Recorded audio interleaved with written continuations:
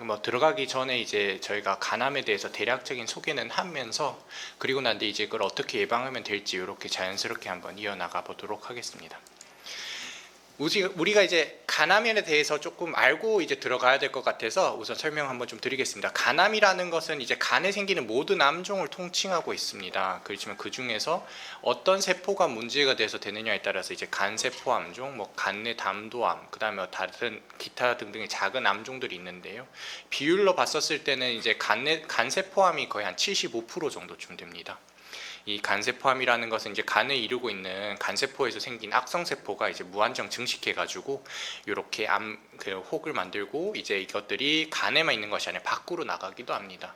근데 이제 저희가 통상적으로 워낙 이제 4분의 3의 환자들이 대개 간세포암이라 하기 때문에 저희가 일반적으로 외래나 이런 데서 간암이라고 하면 보통은 간세포암을 의미하고 있습니다.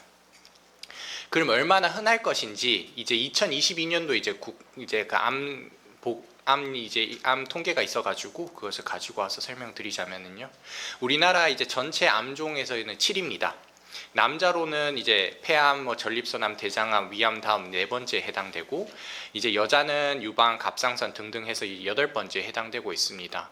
전체 이전에 비해서는 계속 그 빈도가 줄어들고는 있지만 여자의 10대 암으로서 아주 흔한 암이고요. 문제는 뭐냐 하면은 생존율이 다른 대표적인 암종들에 비해서 성적이 많이 발전을 했음에도 불구하고 아직까지 좋지는 않습니다. 그러면은 앞서 조금 전에 이제 김균 소장님께서도 말씀 주셨다시피 간세포암의 원인이 무엇인가 이게 시대의 흐름에 따라서 좀 달라지고 있는데요. 2003년도 5년도 때 보고를 했었을 때는 B형간염이나 C형간염이 거의 한 80% 이상을 차지하고 있었고요. 지금 2015년도만 되면서 봤을 때는 58%까지 줄어들어 있습니다. 그에 비해서 이제 BC 간염 혹은 기타 이게 보통 이제 비알코올성 지방간이나 아니면은 대사이상 지방간 질환을 보통 일반적으로 포함하는 건데요. 그런 것들은 점점 증가하는 것을 볼 수 있습니다. 그럼에도 불구하고 사실 절반 이상은 아직까지 여전히 바이러스 간염에 의해서 간암이 발생하고 있다고 보시면 되겠습니다.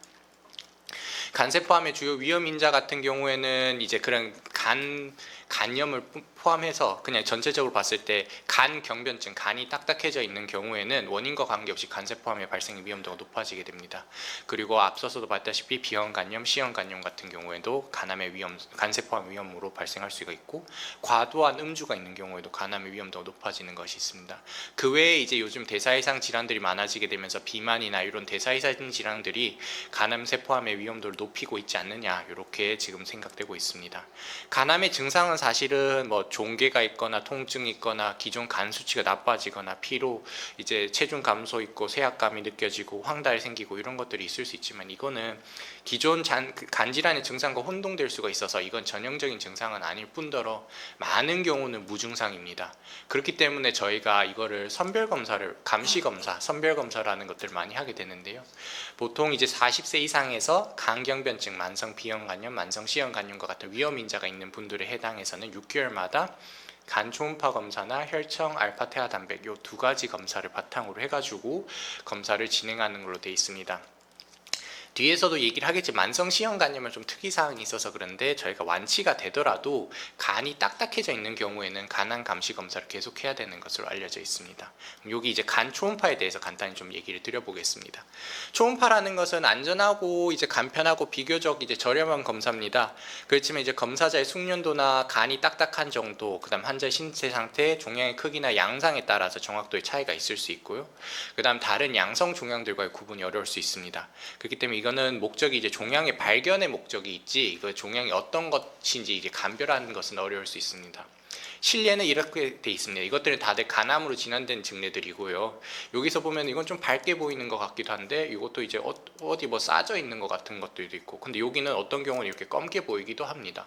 이게 전형적인 양상은 초음파에서 보기는 어렵습니다. 이게 전형적인 그래도 이제 모양 자체가 좀 뭐 일부 이제 도움이 되는 소견들은 있긴 있지만은 여기서는 종괴의 크기나 종괴의 양상들을 보고 의심을 하는 걸로 되고 그다음 확진 검사로 넘어가게 됩니다. 진단이라는 것은 임상적 진단과 병리적 진단이 있습니다. 임상적 진단은 이제 간암의 좀 특징적인 건데요. 다른 암들의 경우에는 이제 조직 검사가 진단에 필수적입니다. 하지만 이제 간암 발생의 고위험군에서 간암에 합당한 영상의학적 소견, 이제 CT나 MRI에서 보이면 간암 진단이 가능합니다.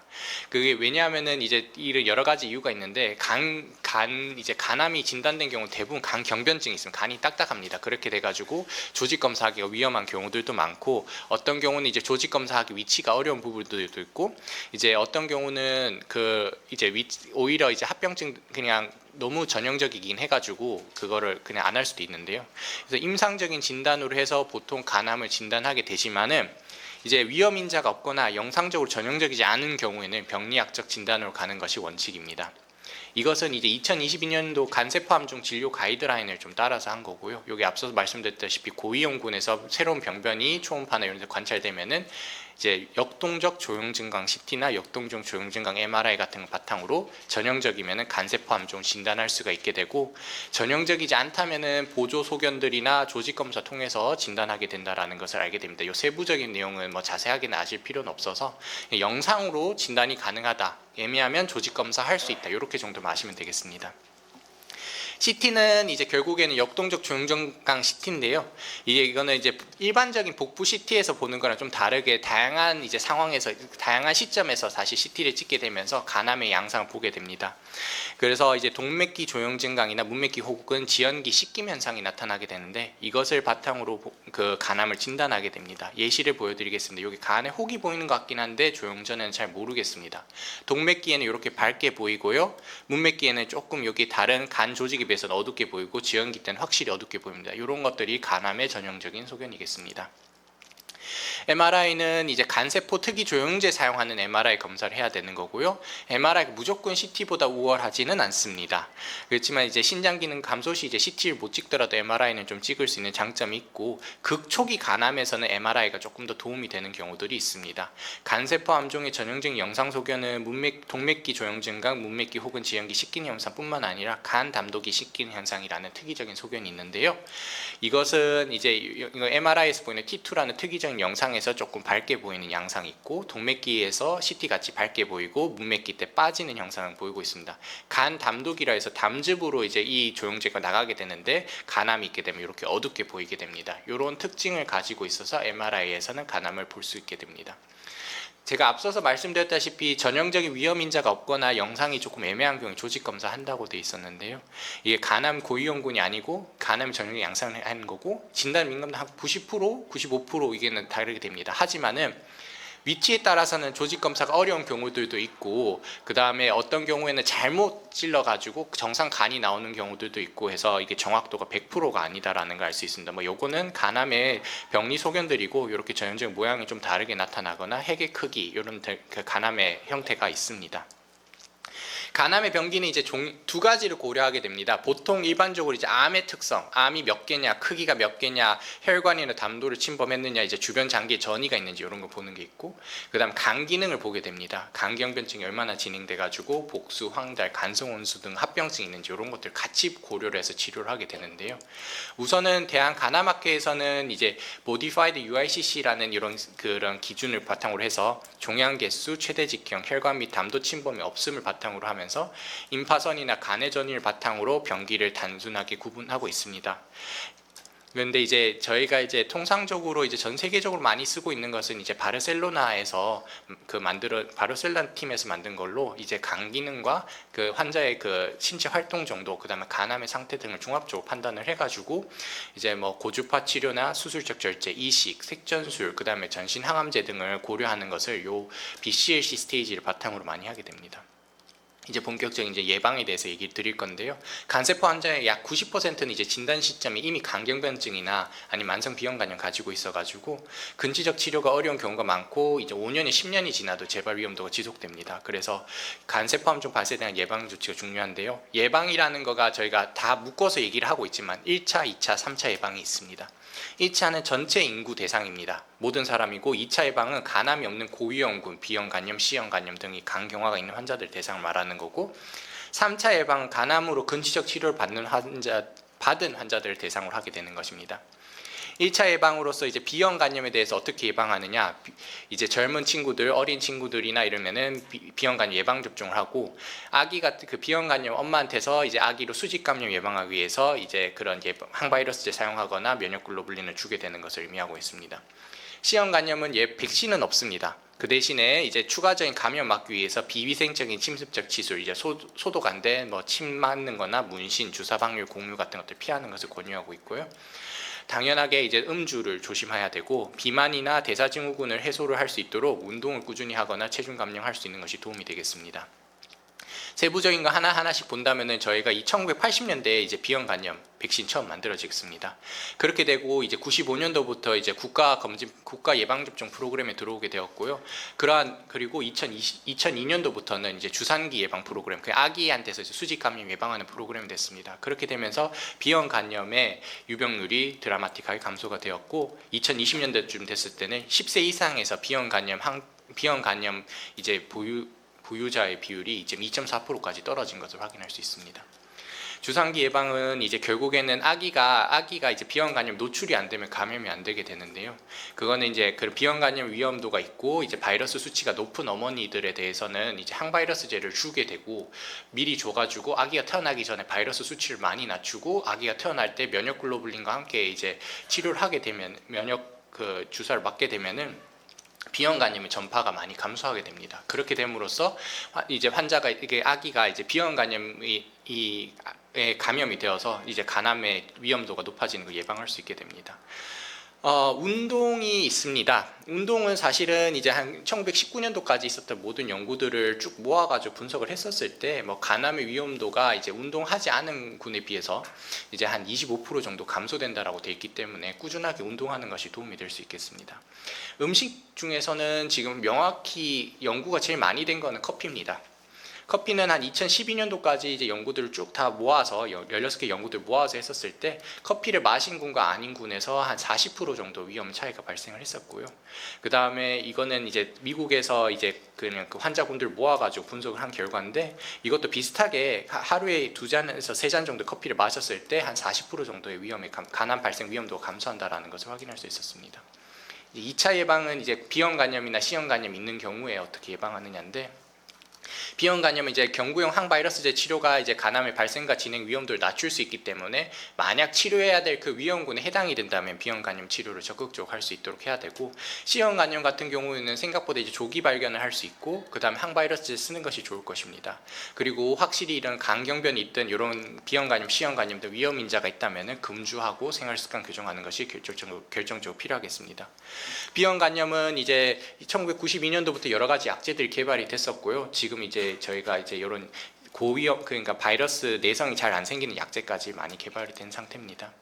이제 이런 항바이러스제 사용이 그러면 간암의 발생을 줄일 것인지, 이런 연구들은 이제 최초의 연구는 여기 2004년도에 확인이 됐었고, 이제 라미부딘이라는 이제 예전 약이긴 한데 그 이제 간세포 함종 발생이랑 질병의 지연도를 낮추는 것으로 확인이 되었기 때문에 항바이러스제 사용이 이제 간암의 발생을 좀 줄일 수 있지 않을까 제가 얘기하고 있고, 그러니까 그런 환자군을 가지고 한 연구들에서도 한 45%에서 60% 정도 위험을 감소시키는 것으로 알려져 있기 때문에 항바이러스제를 고려할 수 있겠습니다. 2차 예방이라는 것은 이제 C형 간염은 어떻게 되냐면은 정상간에서 만성 간염, 그다음에 간경화, 그다음에 이제 말기 간암으로 이렇게 되는 건데, 여기서 이제 결국 C형 간염을 중간에 이제 저희가 미리 발견을 해서 치료를 하게 되면은 간암을 진행하거나 이제 경화로 진행하는 것을 막을 수 있을 것으로 생각되고 있습니다. 하지만 문제는 뭐냐면, 이제 C형 간염 같은 경우에는 이제 거의 한 10에서 20% 정도의 환자들만 자기가 C형 간염 항체를 가지고 있다는 걸 알고 있고, 대부분은 사실 가지고 있는지도 모르고 있는 상태들이 많고요. 실제로 가지고 있더라도 한 70% 정도는 환자들이, 그러니까 세부적인 정밀 검사를 하지 않는 것을 알 수가 있습니다. 그래가지고 이제 저희가 이제 올해부터고요, 이제 국가건강검진 C형 간염 양성자 대상 확진 검사가 이제 지원되기 시작했습니다. 이제 56세고, 이거는 이제 올해 기준 1969년생이 국가검진에서 C형 간염 항체가 검사가 되고, 거기서 양성이 나오게 되면은 이제 그 확진 검사까지 국가적 지원이 된다라는 프로그램이고요. 이렇게 해서 적극적으로 저희 C형 간염 확인하고 치료할 수 있도록 계획하고 있습니다. 이렇게 적극적으로 찾는 이유는 치료 성적이 너무 좋아졌습니다. 여기 SVR이라고 나타나 있긴 하지만 C형 간염을 완치할 수 있는 확률 자체가 98%에서 100% 정도 되기 때문에 적극적으로 치료하는 것이 도움이 될 것입니다. 그러면은 이제 C형 간염 치료가 이제 간세포 함정 위험도를 낮출 것이냐, 이제 간 경화가 없으면서 이제 C형 간염 완치가 된 환자들이 이 그래프가 여기 있고, 여기 이제 밑으로는 여기 요 초록색은 이제 C형 간염이 C형 간 경화는 없지만은 완치가 안 된 환자들, 여기 보라색은 C형 간염 간 경화가 있으면서 완치가 된 사람들, 빨간색은 간 경화가 있으면서 완치가 안 된 환자들 바탕으로 해서 이제 간암의 발생이 이게 사실은 이제 그 항바이러스를 사용하게 되면 발생 위험도가 밑으로 내려가면 내려갈수록 안 좋은 거기 때문에 그렇다, 그러니까 예방이 될 수 있다, 이렇게 얘기를 할 수 있을 거고요. 마지막 이제 3차 예방이고, 이제 결국에는 암 치료를 하는 환자들에 대해서 하고 근치적 치료입니다. 지금 치료 중인 환자가 아니고 완전히 치료된 환자들에서 어떻게 예방할 것이냐. B형 간염의 경우에 이제 항바이러스제 치료가 이제 재발을 50%까지 감소시킬 수 있다라는 보고들이 있기 때문에 적극적으로 항바이러스제는 계속 써야 됩니다.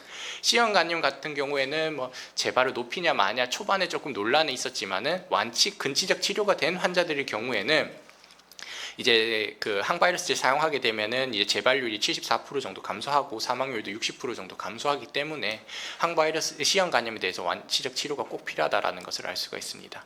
마지막 정리하겠습니다. 간암은 이제 간경변증, 만성 B형 간염, C형 간염 같은 만성 간질환을 가진 경우에 발생 위험도가 높고요. 간암 고위험군 같은 경우 6개월 간격으로 이제 혈액 검사랑 간 초음파 검사를 해야 되고, 간암 진단은 이제 CT나 MRI 등을 통해서 임상적 진단이 가능하고, 진단이 어려운 경우 조직 검사할 수도 있고, 간암의 발생 예방하기 위해서 신생아와 B형 간염 감염 위험 있는 소아 및 성인에서 B형 간염 예방 접종 시행하고, 알코올 섭취 제한하고, 비만, 당뇨와 같은 대사 질환도 적절히 조절하는 것이 도움이 되겠습니다. 만성 B형 간염, 만성 C형 간염에 대해서 항바이러스제 치료는 전문가와 상의를 해가지고 그 간암이 있든 간암이 없든 여기서는 치료할 수 있는 기준이 된다면 적극적으로 치료하는 것이 도움이 되겠습니다. 네, 이상입니다. 감사합니다.